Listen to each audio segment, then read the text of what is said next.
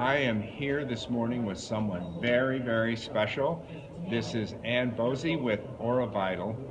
And Ann, how long have you been a dental hygienist? That's my first question. Oh, well, 61 years. 61 years as a dental hygienist. Now, my question is there a dental hygiene hall of fame that you know of? No. Okay, I didn't know. I didn't tell her ahead of time when I was going to ask her. No, this is a If surprise. if there is not, there needs to be a Hall of Fame, and this is the first inductee on the first ballot. 61 years as a dental hygienist. Let me tell you about just a cliff notes on the contribution to a major, major contribution to dentistry.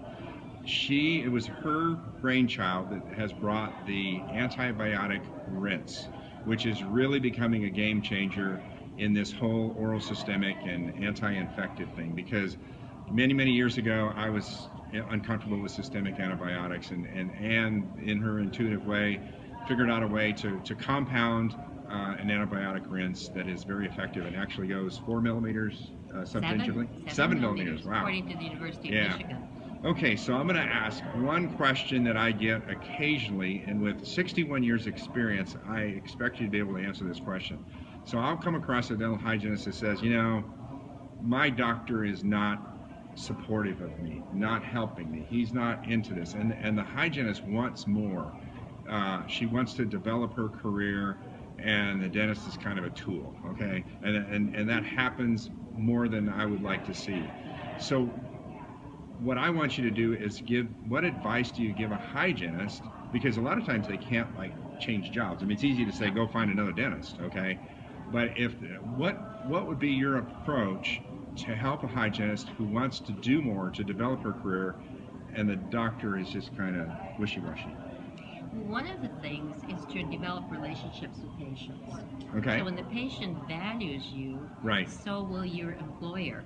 And Love it. the thing, although I've done many different things, one of the key things is relationships. Right. And I've done some interesting things, right, to teaching patients how to make chicken soup because they were worried about their nutrition. So you need to step out of the box. You need to listen to what the patient wants. Right.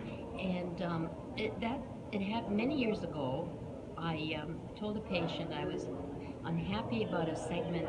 Your gingiva is perfect except for this one area, and I'm very disappointed that you didn't catch that area. And I didn't expect what happened. The patient started to cry, and then she told me her story. She just lost her husband. She'd really worked hard on her gingival tissue, but she had all these issues, and I felt so bad because I missed this opportunity to help her. Right. And so I made it a choice that I will always help my patients. Nice.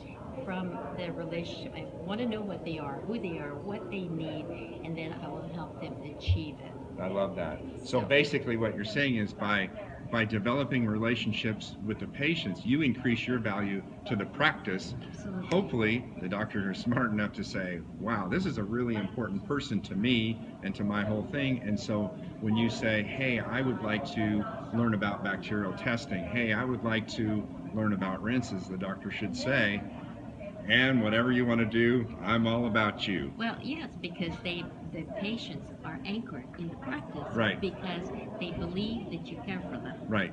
Very which good. Is the key, I think. Thank you. Thank you so much for being on this episode of 2 Minutes with Tom. Thank you very much. Thank you, Ann.